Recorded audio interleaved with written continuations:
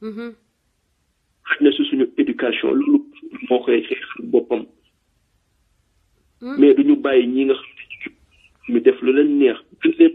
ba tey révolution rek foog mu am révolution foog mu am ci waaw dina am donc affaire yi loolu la di assemblée naka Sénégal yi di suivre parce que ministre yaa fay jaabante am na député yoo xam ne ñu ngi jàkkaarloo ñoom ñu ko population bi tamit di topp di leen saytu di leen laaj seen biir lañu liggéey li nga xamante ne bi nga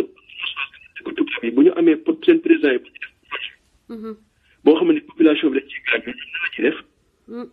dañuy jël seen i sajaada seen i mat dem tëdd fa ne projet bi du am parce que ñun gisuñu suñu bopp effectivement États-Unis mooy am looloo tax ñu toog fii Sénégal dañuy ñëw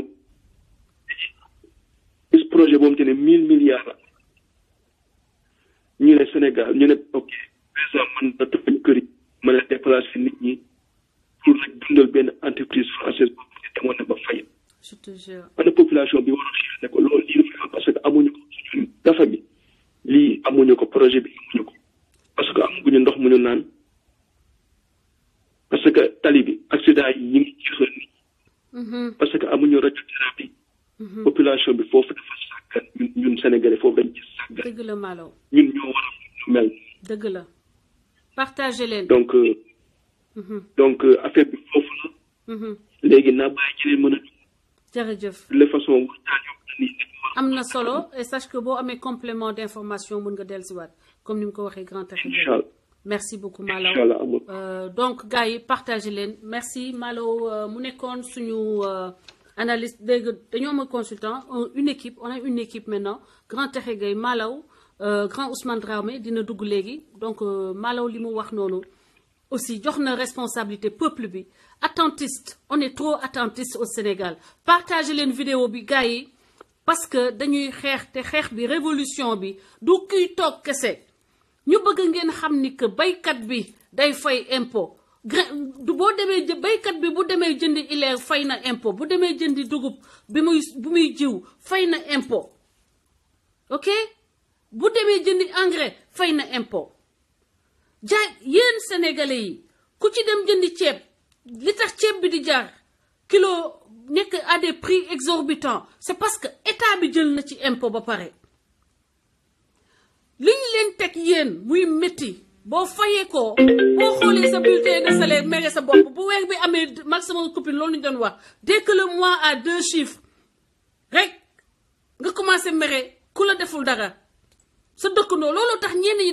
dañuy nakari deret dee leen seet biir car rapide yi ñenn ñi dañuy nakari deret ñenn ñi dañuy nekk dañuy rey seen stress par man dama doon dugg car rapide rien que pour ambiance bi kenn ki nga xam ne dépense am wóor na ko ni du ko mën a assurer lendemain bi boo ko xoolee sax mu xuloog yow am na keneen koo xam ne wóor na ko ni bu yeggee kër ga du fa fekk lu muy togg lu mu mën a jox njaboot du mën amul lu mu mën a jox njaboot bi waaye dafay noyer son stress dans des blagues ay waxtaan yu dul jeex yenn say nit wax ay histoire yoo xam ne da lay leer ni que tout est créé de toutes pièces mais c'est pour noyer le stress pendant ce temps-là car rapide borom car rapide baa ngi fay impôt baykat baa ngi fay impôt kii jaay jën mu ngi fay impôt kii jaay këriñ mu ngi fay impôt ñi nga xam ne dañ leen jox ay milliards suñuy xaalis ñoom duñu fay impôt te boole ci nag lañu dajale ñun suñu yelwaan buñ ko dajalee teg ko ci trésor public ku mel ni Amadou waajutu Abdoulaye Sylla dem jëli chaque li ñu dajale yépp mu dem ko defali ko mu jël ko dajale ko dem kat Dubaï ubbi fa ay entreprise pour doomu Macky Sall jëndal ko fa ay bâtiment kooku dem di langi parce que naar yooyu li tax ñu mën ko accepter dans leur cercle ba muy lang di yaatal caaya mel ni jéeg boobu toog croiser les pieds ah mel ni jéeg xam nga ni kooku du parce que ni doomu Macky Sall de ils n'ont rien à cirer avec doomu Macky Sall les arabes racisme bi nekk ci arabe faalewuñu doomu Macky Sall grand Ousmane maa ngi lay woo léegi mais xaalis ba mu fay def am ba mu fa am moo tax mu mën a dugg ci cercle boobu toog mu mel ni ñooñu toog di ko déglu suñu xaalis la parce que yaayam ak papam hérité wuñu lenn lu mun a tax tey ñu mën a nekk avec des émirs waxal de donc yéen il faut que ngeen xam ni que suñuy combat yii c'est pas pour nous c'est pour le peuple sénégalais dépossédé et orphelin de défenseurs moo tax ñi gën a timide ku mel ni man ku dul woon wax yëpp léegi ñun ñu jongu malal boo déggee baax Assane Diouf boo ko déggee nga xam ne c'est des gens yoo xam ne liggéey rek lañ doon def yuuti tiir yaa ngi ci biir maa ngi lay jox la parole balaa ma dem ci partage leen vidéo yi borom doxat yaa ngi ñëw tey nag naa leen wax doxatkat yi gën a mag Sénégal tey laa leen koy wax yuuti tiir ay ca Assane Diouf numéro 2 fa Epo Live Assane Diouf numéro 2 Assane Diouf le général mais respect ñu ngi lay xalaat ñu ngi xeex bu fekkee maanaam ñoom dañoo yaakaar ne Assane Diouf buñ ko tëjee nit ñi dañoo noppi ndax lañ seen bopp Youssou Ndour du fa em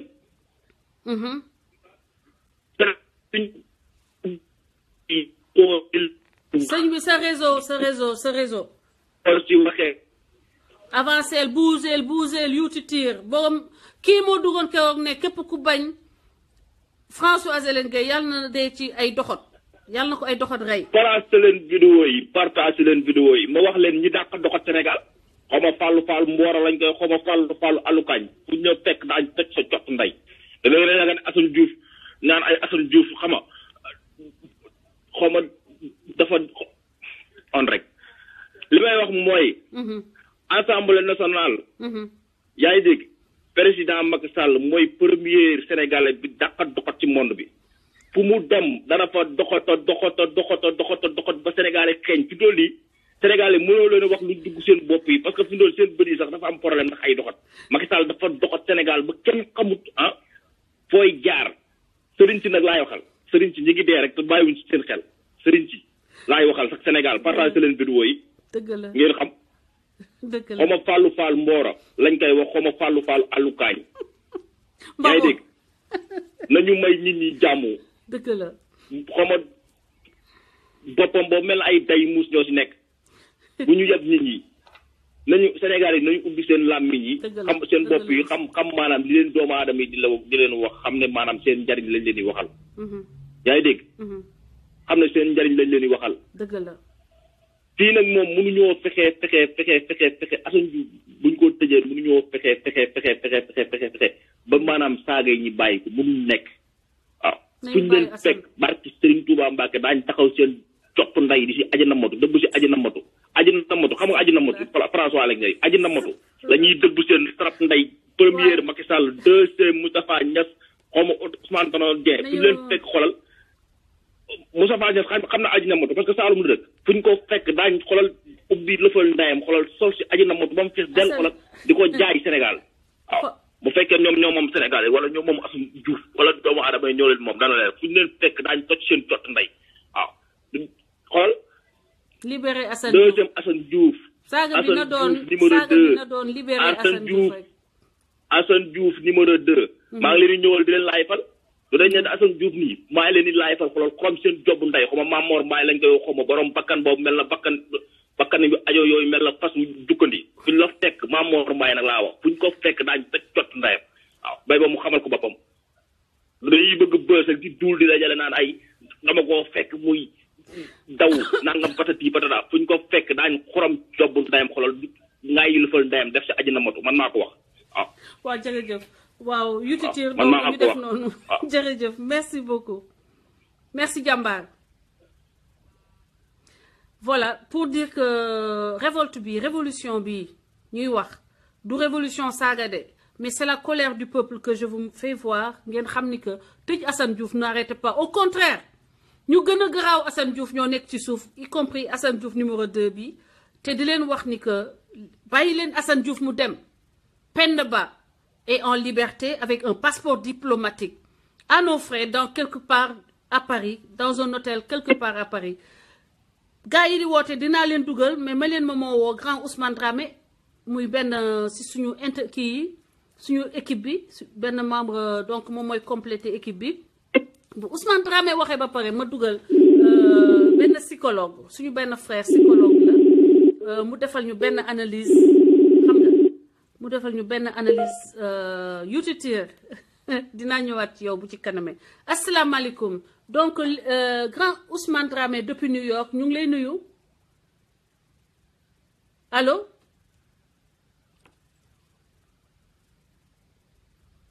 allo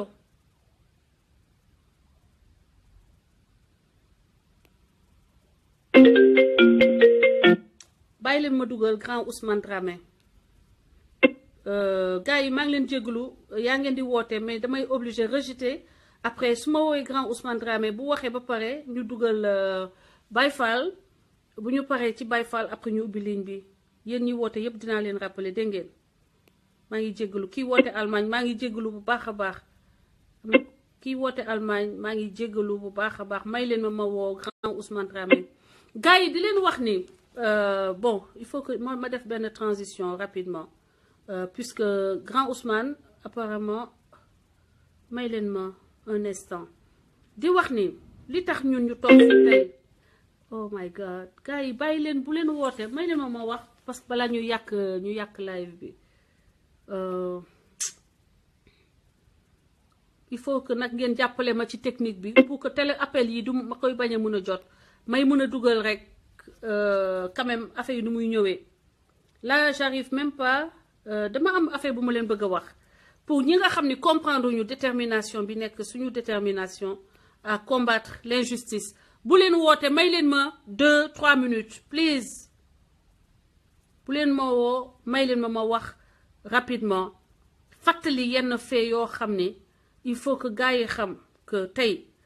lañ ñu doon def di teg xel di làkk seen discours en français di nax population yi làkk tubaab xoolal yooyu amatu fi yooyu moo fi jàllatul parce que dégg nañ tubaab démystifier nañu tubaab xam ni que du loolu mooy développer réew làkk ay tubaab comme ay ñoom kii ñoom waa ji nu mu tudd ay ñoom tanoo te dara ci suuf dara àndul ak dara àndut ak benn réussite àndut ak benn réalisation ça nous intéresse pas parce que tubaab du suñu làkk du làkk bi nga xam ne suñu maam moom lañu doon làkk te nag doon vivre en harmonie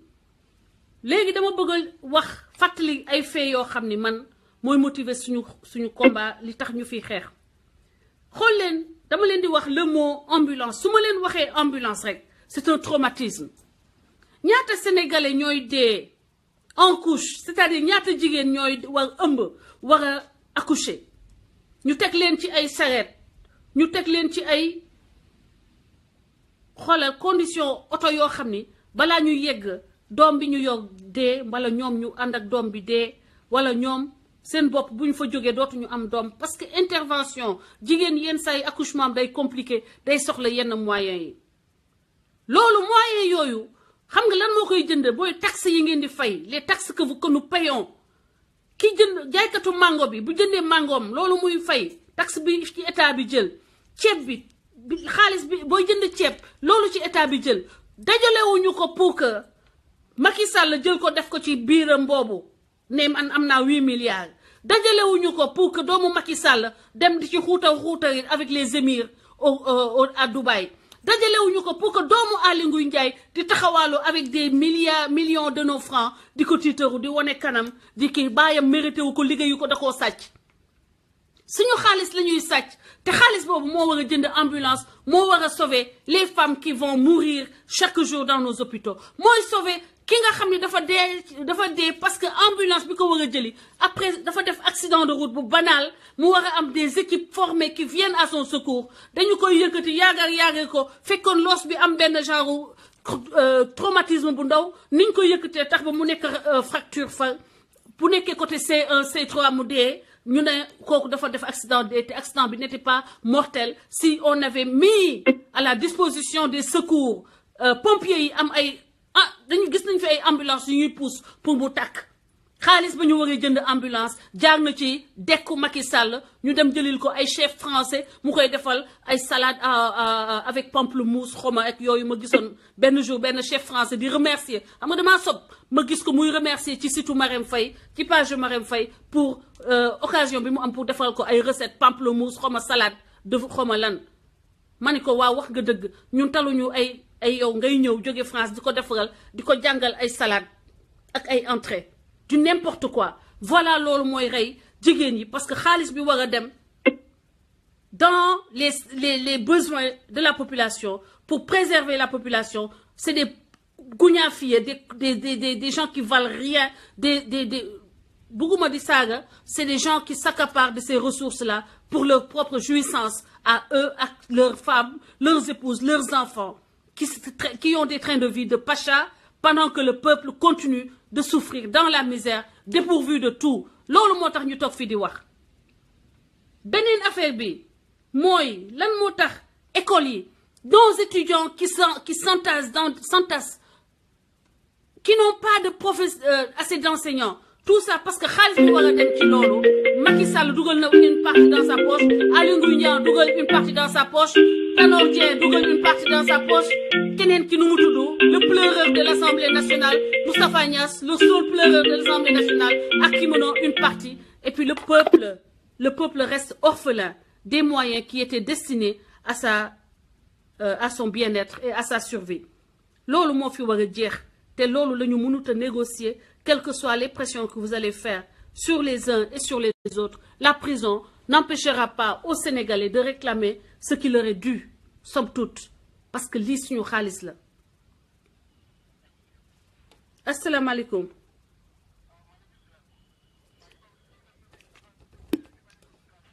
Ready. Pairing successful. Allô? Man Ousmane Dramé. Waaw, grand Ousmane, assalamu alaikum. waaye maa ko la maa ngi jégalu bu baax a baax man Allemagne laa yoroo temps rek laa xam timing mais côté bi ma duggee moo a dugg fenn loolu mooy son problème. waaw d'accord léegi yaa ngi en direct ci penc mi ñëpp a ngi lay déglu donc tu as vu le thème ñu ngi xaar sa contribution mon grand. waaw thème bi mi ngi jëm ci mbiri taxi rek. waaw xoolal micro bi aussi fi nga toogee ak kii yooyu parce que dégguñu la bu baax. dama ne mi ngi jëm ci mbiri taxi rek taxi ak impôt yi ak yi nga xam ne moo la état soxla pour mën a am xaalis dëgg la si loolu la ñuy wax waaye dan la nag état bokk marché damay bañu juum bu fekkee nag état la ñu yoroon wax ci day yomb lool mais yàlla dogal li ñu yor lu état leneen lan yor moo war a sul xeex bi dëgg la nga xam ne daal mën a jot ci réew mi ak état bu répondre à un état une république dëgg la la am Sénégal dama ne du dara benn partagé leen gars yi su ngeen déglu bu baax a baax xale yi dama ne man ngeen maa àtte kan boo ko waxtaan rek il faut am xel ak xam-xam comment calculer les taux de croissance dans un pays où la corruption domine everything. Pour les taux de croissance, ça va matériel boo soxla pour liggéey. muy ay chiffres yoo xam ne depuis 1 an ñu koy étudier di ko classer di ko toppatoo. il faut nga am une étude démographique yoo xam ne ni askan wi toogee. da nga koy xam. quartier bu ne la fa nekk ci askan da ngeen di xam. entreprise yi lépp dañ leen recensé kenn ku ci nekk liy dugg ak liy génn ñu xam ko. dañuy bokk waxtaan rek le port de Dakar. bateau dana fa wàcc. def ay weñ nga fees dell ak aluminium. ñu déclaré soble. Les douaniers 1/10 ci li ñuy laaj. daanaka dañ koy confisqué téye ko ñoom. bu ñuy fay impôt seeni salaire. ci la ñu génne 1500 fay ko muy seeni impôt. bu ñëwee Dakar avec les faux billets. ak fraude fiscale bi nga xam ne am na. ak kilifa yi nga xam ne ay wuli si xaalis ni di yóbbul. taux de chômage bi ak li nga xam ne da nga koy bay ci gerte wala nga bay ko ci dugub wala nga bay ko ci dund mu nekk loo xam ne état bi da ko war a yëg trésor enregistré ko kenn mënul leen nii la mënul donc la corruption fraude fiscale l'informel càcc gi ak kilifa yi nga xam ne ay milliardaires lañu te xamuñu fu trésor public féete dëgg la am na ay kilifa yoo xam ne kilifa yi diine wala aada am na ci yoo xam ne ñi mu ñëw taalale seen loxo ne ma saa fay impôt donc soo demee statistiques yi nga def say calcul bopp dañ la wóor ne Sénégal amul fenn fu muy jaar ba mën a monté benn tableau boo xam ne dana indiqué ay taux de croissance am dëgg la ndax information bi soxla amoo ko tout récemment am na bateau boo xam ne ceeb a ci nekk ceeb bi Mali la jëm Mali waa Nations Unies ñoo ko moom ceeb bi waaye ceeb bi Touba Mbàkke lañ ko jàppee te ceeb bi Mali la jëmoon waaw dama ne bu ñu waxantewul dëgg duñ mën a dem fu ñu waxante dëgg partagé leen gars yi partagé leen wóor na le Marème Faye Sall du dem Dubaï indi conteneur tomate wala basin naan basin ci nekk du ko wax te bu àggee bagage yi dana génn kon dafa benn position boo war a toog ba noppi war a xalaat ay taxes ak i impôt dëgg la mu dama ne mafia lañ am amuñu état dëgg je la connais des milliardaires yoo xam ne xamuñu adresse trésor te yéen ñi may déglu ngeen ne sax def ko la comptabilité bu dee la quel est le matériel que vous avez besoin pour faire des calculs de taux de croissance dëgg la quel est le matériel que vous avez besoin pour faire ce taux de croissance boo xamul askan wi nuñ toogee perte manquement la soo xamul population bi ñaata nit la manquement la boo xamul liñ bay ci réew mi ci ceeb ñaata la xamoo ko manquement la dëgg la ña nekk Casamance di napp ay jën ak di napp ak def yëf boo ko xamul manquement la dëgg la bato ceeb gaare bi nga soble moo ci ne dama ne benn expert comptable mënut a calculer les taux de croissance du Sénégal surtout un état africain mënut a nekk c'est la banque mondiale thank you et les banques de l'Occident ñoo ko imposer par seen culture économique mën na ko parce qu'ils maîtrisent leur population déjà l'état civil il faut d'abord maîtriser l'état civil dama ne la banque xam nga yor Amérique yomb na parce que am na une stabilité administrative bu fi nekk boo xam ne day mel ne kaay wax foofu dawal wala kaay wax oto bi dawal et tandis que au Sénégal et en Afrique la fa nekk du dara moo tax à chaque fois que la banque mondiale bëgg kontaan wala bëgg noo jey da ngay dégg mu tàmbalee joxe ay taux de croissance yoo xam ne dara du ci dëgg. teguñu ko fenn. dara du ci dëgg xoolal soxna si. boo mënta recenser économie li nga am ci ay ressources naturelles mënoo koo recenser. xale yi nga xam ne ñoo nekk ci waawoon ci liggéeyu xamoo nombre bi nu mu toll. très bien xale nekk Joal di taxawaalu xamoo nu ñu toll. xale yii diplômé waroon na génn te mënuñoo génn ñii ñu kale leen parce que amuñu poste ñi nga xam ne ay chômeurs lañ. dëgg la ñi nga xam ne ñu ci àll bi di yónnee maanaam mu doon désordre économique boo xam ne dama ne kat seetaat suñu bopp. sàkk mi te yooyoo dara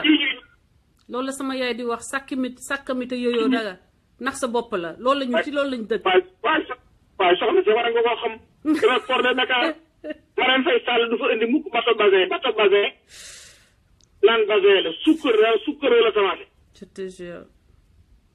bu ko defee boo demee département de commerce dañuy faussé opération bi. Mimran ma fay liggéey sukkar Marème Faye ne indi def bateau sukkar. bu ñu xoolee documents yi dèjà réeral nañ réew mi réeral nañ askan wi. bateau ceeb dikk. en destination de fu mu xam moo xam. ñu déclaré ne laurier. kooku le département du commerce. c'est grave. ay statistiques am lay jëkk a yàq. door a yàq le département bi nga xam ne mooy yor taxi ak tempo yi. nit day nangu nit bu fekkee dafa am góom day nangu ne daa feebar.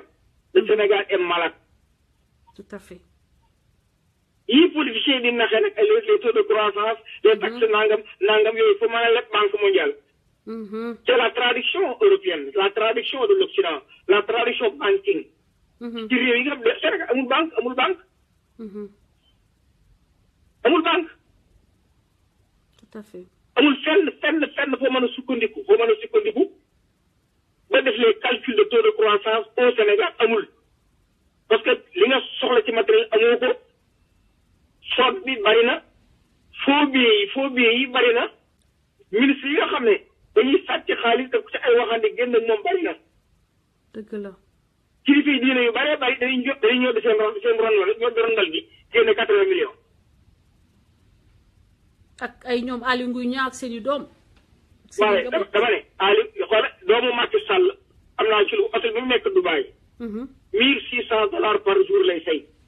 $1,600 mooy ñaata CFA. $1,600 presque 1 million par jour. 1 million par jour. ci hôtel. te muy dem dana yóbbaale ñaari bodyguard yoo xam ne bu kii monté kee monté. loolu la fayal ñoom itam. oh Seigneur. dama ne nous avons un problème. et c'est un problème sérieux. kenn ku ci ne. la nga yaakaar ne mooy su wàppoon génne ko. Serigne Moustapha Sy xol bee jeex amul doole amul paaka mënut a téye fetal. lenn képp la man brandir son arme. man daal turu yàlla wii laa yaakaar bu faj soxla yi. bu ko kenn xas bu ko kenn critiqué. dëgg la. doole jooju la am moom la attan moom la mën a def xamut leneen. am na ñoo xam ne pere nañ pour rey nit. am na ñoo xam ne pere nañ pour def musiba. waaye moom mënu ko. jooy na jooy am réewam. dëgg la. te yaakaaru mu dul turu yàlla. dëgg la.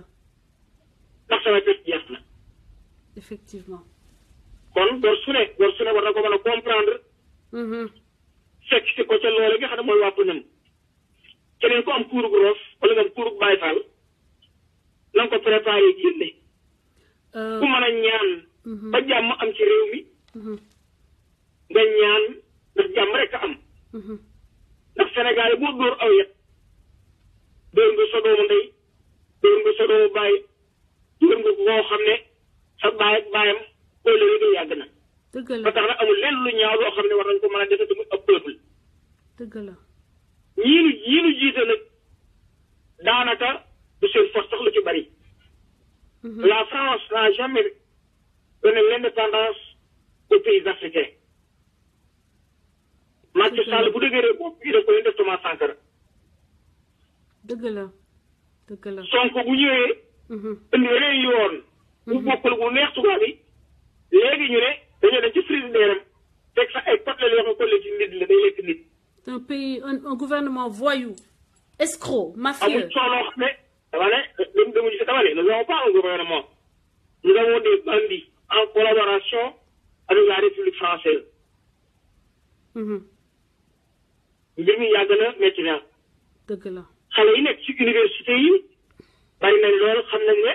Sénégal amul benn croquis boo xam ne mën nga caa jaar pour redresser une politique boo xam ne politique comptabilité bu wóor amul. le président de la république boo dee xool caisse noire am lañ koy teg kenn xamul nu mu toll te le trésor public xamu ci dara nga dem ci maire yi maire bu nekk mbuusum xaalis bi nga yor doo ko déclaré te trésor xamu ci dara le président de la république soxlaa xaalis constitutionnel lay dem ci bi la fa nekk Marème bu soxlaa xaalis téléphoné dëgg la dem trésor jox ko wuli sa mu dem Farba Ngom tout récemment effectivement lim rawale mën na juróom-benni wuli si xaalis rawale na ko te du mujj fenn nag moom lañ jàpp dama ne moom lañ jàpp ndax bunt bi mu jaaree voie bi mu jaaree la nag député la moom lañ jàpp te ñam àndal convoyeur yi jàppuñu leen lam yoroon ci xaalis moom xaalis la boo xam ne ba àggee hôtel ba bu convoyeur yi ñëwee indi seen wulis yi kenn ko dama fay la iba partagé leen gars yi partagé leen vidéo bi na ci ñëpp am na solo amul benn ingénieur financier je défie tout le monde un ingénieur financier qui peut venir au Sénégal nous calculer les taux de croissance de ce pays un pays corrompu un pays boo xam ne l'informel est à 70%. Un pays boo xam ne les industries tubaab yi ñoo ko moom mbubboo ay nit wala ay ministre moom ko mbubboo ay nit parce que ciment bu gaare di déclaré stocké bateau fer bu gaare di déclaré laurier bateau basin bu gaare di déclaré suukar bilaay le taux de chômage partagé leen vidéo yi partagé kenn mën laa wax ni mu toll kenn xamu ko le nombre des Sénégalais kenn xamu ko kon ku ci nekk na ay taxe ak i impôt dañuy soxla suñu bopp dëgg la boo demee dans les mairies juuti day am carnet spécial boo xam ne dañ koy jox dëgg la boo bu ko jaayee ci mairie bi lay di waa mairie bi séddoo ko détournement foofu la commencé non waaye dama ne bu nax suñu bopp doomu aadama su mënta xare yi nga taxaw wax ne mënuma dem ndax lii ñu jéggal ko doomu aadama su woppee ci jàngoro yi nekk na ko laal te ca baaraamam ñu xam ne fii la ñu faj ko mais actuellement le Sénégal heure bii y a aucun parti politique y a aucun Sénégalais y a aucun leader politique bu mën a transformer ce Sénégal là dëgg la parce que système bi nga xam ne moo ñu tubaab bi ràmbal tegal na ko moo nu jataŋ ba dama ne mënuñoo dem fenn sax gaanuwaay soxna si kan bokk doon ay nit ay way gëm yàlla taxe doon lu dagan ñu war ko mën a génne joxe ko joxe woo ko teewul ay wuli si xaalis lay indil sa kër gi la ko jox dama ne toog ku méttiwul dama ne bu réewoo comme ñun 95% jullite nga fa te ñu la chrétien yi daanaka benn bopp lañ ndax ñoo bokk ndey ak baay mënoo génne asaka ba pare wañu ko fayaat l'impôt donc système bi war na koo changé dëgg la parce que mënoo fay impôt ba pare wañu ko encore demaat fayaat asaka da nga perte yooyu yëpp ay système la ak technique yoo xam ne borom xam-xam yi war nañ koo doxaale mënoo doon chrétien aussi yëkkati sa alal jox église bi yëkkati sa alal jox ay fondation yëkkati sa alal jox ay non-profit organisation ba fa état bi taxaw na jox ma sama nangam yooyu nga joxe woon yëpp dañ ko war a calculer état bi jéggal la ko ndax joxe nga ko nga dellu ci réew mi comme ni américains yi def waaye mun waxantee dëgg nga yor fukki junni wala ñaar fukki junni wala million calculer sa asaka génne sa asaka teg nee nees tuuti waa trésor dikk ne la ana sunu wàll da nga perte de dëgg la te ñaari impôt nga génne moo tax da doon jaadu nos politiques doivent se baser à partir d'une conscience historique philosophique éducative culturelle ba nga xam ne bu taxawee rek mu xam fi ñu jëm fu mu doon dëgg la waaye jàngkat yi yéen a ngi may déglu bu ma waxee lu dëgg dindi leen ko comment vous pouvez calculer le calcul des taux de croissance avec cette corruption avec ces caisses noires avec des marabouts qui ont 80 millions ci seen rondal daaw rek marabout bu déclaré ne 80 millions lañ sàcc ci këram merci beaucoup ay ministre yoo xam ne seeni doom ay daaj ji kër gi sàcc fekk nangam am na douanier boo xam ne këram lañ daaj ji jël sa ko ma 200 millions te kii war a fay tax mu Youssou Ndour day police bi dafay dara sëriñ bi dafay dara commerçant bu ndaw bi ci koñ bi moom ngay tar ak ku néew doole ci jóge aéroport wàcce conteneur am nga tar ko jël ci moom xaalis te douane bi bu jëlee ci commerçant bi 100 000 francs da leen wóor ne 30 000 francs yi douane yi koy séddoo kon bu Sénégal demee bu mënta fay ay fonctionnaire am man Ousmane Dramé musuma bett musuma jaaxal te du ko man mukk itam li nga xam daal moo war kan dellu joxante loxo kan dellu xam ne Sénégal dafa war a dem kan dellu jëli assise nationale yi kan dellu toogaat waxtaan delluwaat Cheikh Anta Diop lañ fi bàyyi woon indi bàyyi bi bi teg ko indi bàyyi bi bi teg indi kaaba bi teg assemblée nationale ñu bàyyi imam yi bëri ci biir prêtre nekk ci biir ndax Sénégal dafa am lu mu gëm muy diine te doomu aadama pour nga nax ko ci diine képp nga mën a jaar war ko moo tax tubaab yi def njëriñ la franc-maçonnerie indi ko teg te en Occident lii ma leen di wax dégg bu ca kanam ils ont commencé par les musulmans mais ils vont finir avec les chrétiens l'Occident est prêt à travestir ces chrétiens gëmloo leen leneen du dul Bible ni ñu songi julli di tey te kanam tuuti chrétiens yi ñoo ci tegu comment vous pouvez créer une mondialisation sans une concertation comment 5 personnes peuvent asseoir pour boole adduna bi sa maam tubaab bi dafa dikk ne tout ce qui se ressemble s'assemble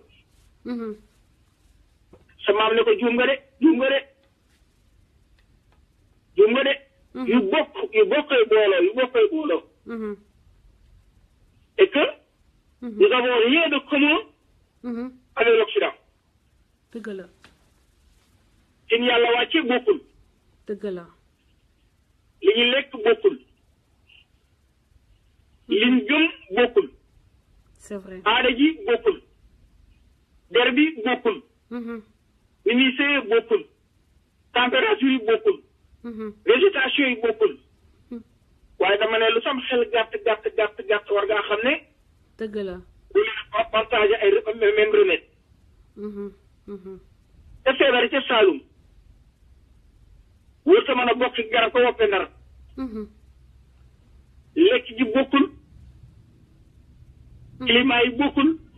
dëgg la même boo la amee deru doomu Ndar daa am deru Saalum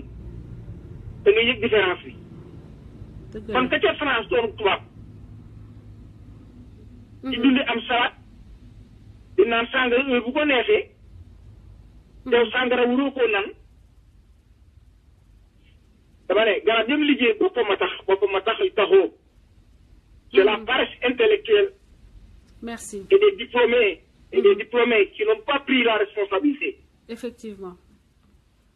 Les diplômés du Sénégal dama ne awaay dimbali leen yàlla dogal état boo dem ak réew moo dem borom diplôme yi leen jël réew ma jox leen awaay dimbali leen depuis l'indépendance du Sénégal jusqu'à nos jours yéen diplômés yi suñu ndey mënuñoo fayu depuis l'indépendance jusqu'à nos jours le petit Sénégalais wane na boppam ak kattanam ak jomam effectivement la Banque mondiale a prouvé ne ñii ci àll bi àll ji ñu dugal kenn du ko dugal damay yéen diplômé yi nit mu mënta ñàkk jëm ci dëkkam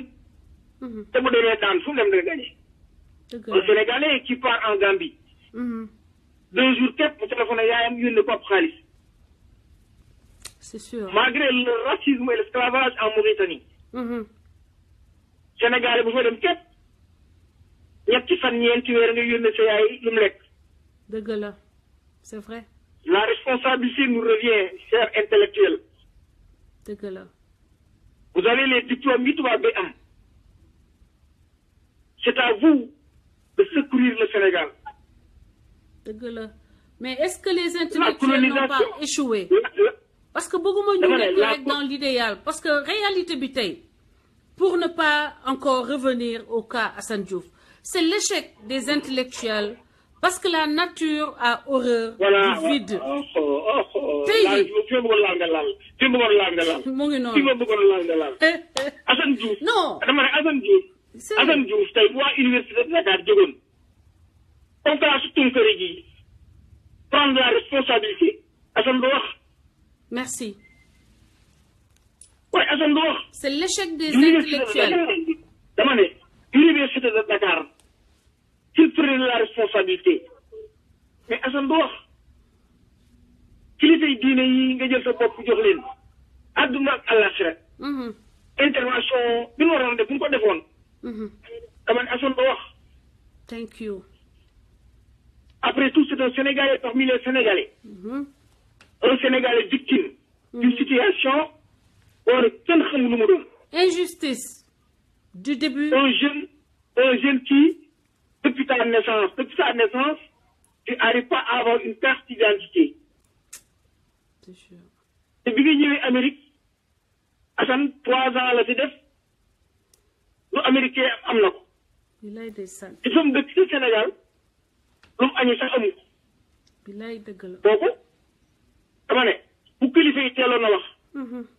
wala université wu teel a wax wala diplômé yi teel a wax coow li du àgg fii bilaay dëgg la Souleymane Bachir Diagne xam naa ko c'est ça la vérité c'est un philosophe suma xarit la xam-xam bu yaatu la yor Souleymane Bachir bu jëloon rajo bi jubbanti ko waxtaan ak gouvernement bi waxtaan ak borom xam-xam yi billahi Assane du am merci ils ont démissionné donc vous avez démissionné un citoyen lambda a pris le témoin que vous avez jeté merci donc yéen a war a jóg taxaw former benn team bu ko défendre merci beaucoup thank you parce que après tout c'est votre faute merci grand c'est votre faute mais Sénégal mel dama ne gor su ko xool soo yaram war naa daw te li ñu ci mën a génne mooy ba tey nit jur na doom mu tooñ ko waaye du ko rey du ko sànni dëgg la vous êtes les intellectuels yéen a jàngi woon dafa ne yéenay suñuy doom jéggal nañ leen malgré tubaab bi duma na leen confisqué réew mi jël li fi nekkoon ci alal waaye yéen si doom nous vous récupérons dañoo bëgg ngeen dellu am jëm te kàttubo yi seet fu ngeen di jaar tasaw seet rek yi nga xam ne ñu ngi tàggatee nga Sénégal dëgg la yii leen tubaab yi jàngal bokkut ak seen aada yi bokkul tubaab bi am na civisme ak culture boo xam ne loolu lay doxale boo ko toppandoo ñëw suñu dëkk te ni aña laax di lekk cere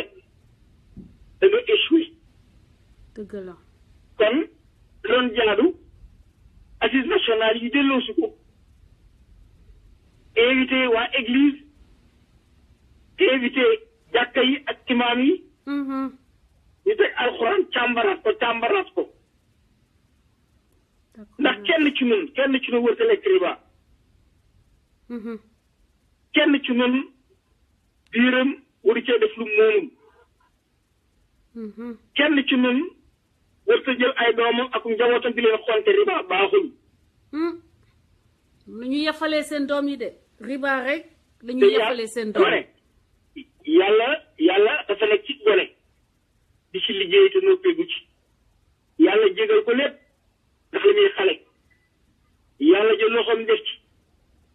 di ko topp ak a yëre ka tabax ka defar yow nga daa jëm buusum jàmbur fas yéene ku ci dundal yàq nga gone boobu yàq nga sa bopp te la nga jotee suñu borom dëgg la waaye nit ñi dañuy dem ba fàtte ak dañuy fàtte dee moo tax lenn lu nekk ñee nañ ko sax xami lekk te ci réew mu toll réewum Sénégal dama ne amul kenn ko ñemee tàllal sa loxo bi ci réew moo waat ne ñaari weer yii sama gémmiñ ji riba demu ci parce que culture bi nga xam ne moo leen assemblée nationale moo leen ko Sénégal culture franc-maçonnique la culture franc-maçonnique la maanaam boo nekkee député nga añ danga reer ndax bokk ci mafia bi une assemblée la tubaab bi da ko créé pour lan pour gouvernement bi fi teg ñu jàppale ko waaye du assemblée nationale du peuple du dëgg armée bii moom armée française bii armée française la du armée sénégalaise bagage yëpp France ko moom pour nax suñu bopp bu fekkee ne France bàyyi wuñu nañ ko ubbil RTS mooy man kat bawuma leen maa leen bàyyeetuma leen bu ne xeex ak moom waaye ni ñu bëgg a continuer da doon nañu Sénégal dama ne lu yàgg mukk ban mën a fay seeni fonctionnaire mënta ne 10% billahi Assane Diouf ku ko joxoon vercon bi da ko demal Amérique négocier yi ko te ànd ak Ousmane Dramé parce que Cheikhul Khadim danaa am lu mu dee 45%. C'est grave. ndax yàgg naa ci tubaab yi yàgg defante ak ñoom. saag bu bënn laay jël téyelu leen ci ma may gër saag bu bënn moom laa jël téyelu juróomi dërëm laa koy jëndee déen deqal rend ci $400 dem sama yoon. En tout cas. bu ma Sénégal joxe possibilité façon de ba négocier ko. parce que Serigne Bamba daa indi 47% lu mu dee Sénégal. buñ ko joxee Assane Diouf mu ñëw ak Assane Diouf ñu jox ko rek dina ko négocier. Assane benn saag lay jël ñu jëndee $20. jaay ko $500 $400. Voilà donc pour vous dire compétence dépendrul ci ay niveau ñii ay diplôme yoo xam ni la moo wax leen diplôme danga koy man diplôme ya ma am ba bu fekkee ni liggéeyuma ci domaine bi gëstu continuer wu ma gëstu il faut dire que présomption la rek mën na am gars yi xamuñu dara de toute façon résultat yi ñuy wane sur le terrain wane nañu xamuñu dara ils connaissent rien il faut qu'on arrête le complexe boobu ma xamal la benn affaire bourse Tokyo bourse Paris bourse damay tey ba ne université Dakar laaj leen fu bourse bi toll xamuñu ko xamuñu ko boo leen laaj fu or bi toll dama ne dañuy jëli neer ko temps bi ci jéem a xool waaye mënu ñëw calculer benn exact lii la américain boobu ñu am xam-xam américain nii la ñuy liggéeyee américain expérience lañ soxla qu'est-ce que tu sais faire soxla wuñ ay diplôme boo ñëwee ak expérience miin bourse bi xam ni chiffre yi tëddee doo nelaw guddi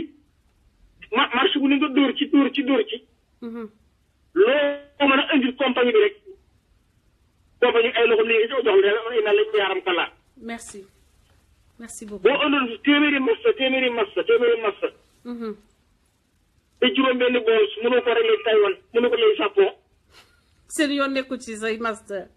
dëgg la chauffeur te mooy yoon sax mooy yoon mon meilleur ami Touba Mbàkke la nekkoon ci daara ji sama mbokkoon bi mu ñëwee fii jàngut sax daanaka ay ji di la wut dugg wóor seet actuellement boo demee bureau waaw dafa nekk ci ay 3 mën na 40 li fay ci 3 mën na 40 te moom amul certificat d'étude amu ko waaw amu ko de gis nga boo demee bureau da ngay tiit allo Moustapha mi allo haay Moustapha ne ko ne wane sa kanam bu di nuyu en tout cas merci c'est dama ne kon Touba ca daara ji am na beneen xale bu jógee Touba sama dooma daara yi sëñ Mourtala ji la génne boobu muy dégg bi mu ñëwee fii ñu taxawu ko boobu dóor na ma sàmbu yàgg ci computer science actuellement la plus grande hôtel de New York xale bu ndaw la ci loxoom lañ ko teg te mos a jàng école gis nga te Sénégal en tout cas kon le type sénégalais a naturellement de l'intelligence mais nag tant que France bàyyiwuñu du yàgg mukk ko mën a jéggi benn tànk dëgg la il faudrait une révolution intellectuelle la révolution des diplômés da ngeen di ñëw ñibbi si ñu seet beneen bunt bu ñuy jaar pour mën a remodeler le Sénégal un Sénégal meilleur un Sénégal qui partira de loin un Sénégal boo xam ne yàlla dogal na am nañ lépp le Sénégal boo xam ne ñoo ëpp alal ci àdduna dama ne boo duggee Sénégal 1 mètre carré boo rëdd dara nga fa boo demee en Casamance dama ne ba sa bopp metti cofal ci suuf si rek naan ndox mu sedd dëgg la espace boo xool Casamance yëpp nga fa am réew bu ne ba am tur bu dul jeex mais dans les pays scandinaves ci la ñuy liggéey électricité dëkk boo xam ne la nga ci ndox ak ci jën kenn xamul nu mu toll boo wàccee ñëw Kédougou or bi ay qualité or a fa ne ba tey génn goo Kédougou nga fekk marbre boo xam ne ay xeeti marbre nga fay fekk nga ñëw encore Kédougou ci xobabu lépp cuivre dama ne ak mbay bi nga xam day taw suba ngoon Casamance dëgg la c'est vrai 1 mètre carré boo rëdd rek boo wàqee gis dara kon bu xale yi tiit nit yàgg naa tooñ ñu jéggal ko vous les intellectuels du Sénégal je dirais pas que vous avez trahi une nation mais il faut accepter l'erreur que vous avez commis l'erreur da ngeen ko nangu buñ toogee tey ba FMI taxaw naan tëddi leen di ñu toog leen wara leen nii mun nga ko doon kenn ku dul ñoom dëgg la océan Atlantique bu demee ba amatul ndox amul benn océan buy am ndox ci àdduna taabal yi nga xam ne ñoo jóge ci Méditerranée bi jëm South America yëpp ci ndoxum Dakar mi laaw dama li fi ay jën ressource yi ay jën rek halieutique tubaab bi di ko cibbi di dem rek kenn xamul nu mu toll tellement vrai boo demee dans le Caire suuf sépp zircon la ana benn compagnie américaine dem naa fa ñaari yoon seetlu naa leen liñ bëgg mooy nee na ci li ñu wax suuf si nekk Sénégal mën nañ koo jël ci liggéey lu mel ne marbre wala ay topp parce que phosphate Sénégal dafa am bay tibb suuf di jaay. gis nga loolu. ah dem naa fi ñu jaay zircon bi. boo Madison bu fi daal fi koy jëndantee ay cornet lañ koy jaayante ay cornet. Sénégal di ko jaay ay bateau. te suñu doom yi jànguñu jigéen ñi fajuñu yu mel nii yëpp kilifa yi dinañ war a dégg. buñ ko déggee daanu yeewu xam ne dañuy nax ñu dikk jàppale ñu. dëgg la. ñoom ñoo ma ànd billaahi wallaahi ñoom ñoo ma ànd. dëgg la. dafa toll ak dañoo teg suñu bët ci lenn te ñoom gisuñu ko waaye billaahi bu ñu dégloo. daañu wax lu wér kilifa yi diine yi boo seet liñ bay ci gerte liñ bay ci ay gerte ay toolu gerte kenn xamul nu mu toll. dama ci kilifa diine bu ne nga laaj ko liñ bay ci gerte te tey kenn yor ci ñaari dërëm alal jépp tubaab yi jël lañ ko yóbbu. ñoom rek ñoo mën a dimbali te nit parfois da nga def ba sa xol jeex. ndax ka war a wax bu waxul te mënoo wax ci juum ngay dëkk ñu nag duñu ay waxkat. dëgg la. moo tax ñuy faral di juum. dëgg la. dégg ba ñu ñëw jéggalu waaye day dimbali Sénégal jot na. damay dimbali Sénégal jot na. dëgg la. xale yii dee ci géej gi. dama ne bu Sénégal yëngutoon tuuti duñ dem fenn. waaye dafa neexul ci am ponkal moom 22 ans. tëdd ci kër gi dégg nga sa ndey di onk di jooy ngir ak taab bu ko dal ak taab bu ko ab taab te yow amoo benn moyen pour jël tàcc sax yóbbu ko moo tax xale yi bi ni dem dañoo drogué wu xale bu leen kenn yedd bëgguñu ko leen yedd xale yi bëgguñu ko leen xas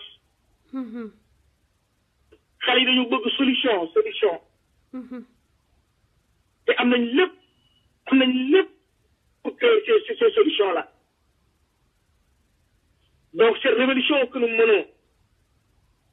ce n'est pas une révolution de sang, mais une révolution des consciences. Une révolte des mentalités. Il faut changer de système. Parce que xeex bi mënta ñàkk parce que débat idéologique la. dëgg la. bu fekkoon ne combat physique la Assane pistolet lay jënd ak paak ak jaasi. dëgg la. Mais comme c'est un combat idéologique,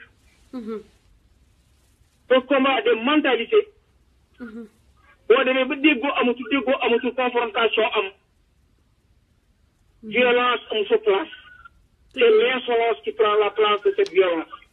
Effectivement. Assane n'est pas violent. te Assane dañ ko tooñ. ki ko tooñ mooy magam yi nga xam ne mooy jàngi woon diplôme mi àdduna bépp mu am ko. Sénégal tëddee nii jëm ci yoonu bon mu wóor ko ci peggu gaaje la nekk ci ndox mi lay jëm. mu yuuxu kenn déglu ko mu yuuxu waat kenn déglu ko. mu jagalu kenn faaliwu ko.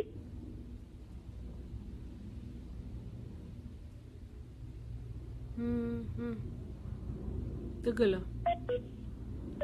Voilà donc dama koy déglu ba fàttali sax damay live parce que li muy wax dafa am solo. Grand Ousmane Dramé réseau bi dafa xaw a daw mais dellusiwaatal li ngay wax am na solo di wax ni que révolution bi c'est inéluctable maanaam mënuñu daw suñu responsabilité comme ni ñu ko waxee woon rek ni ko boom xam-xam boobu waxee woon que chaque génération a sa mission. Génération bu ñëw nag day choisir soit mu remplir mission boobu mu dox ko wala mu trahir ko. Il y a des générations d'intellectuels sénégalais qui ont trahi leur mission. teg nag exemple bi mu joxe mu nekk illustration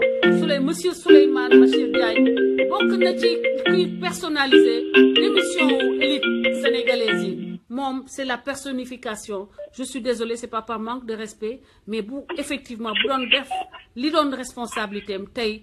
on n'aurait pas eu Assane Diouf.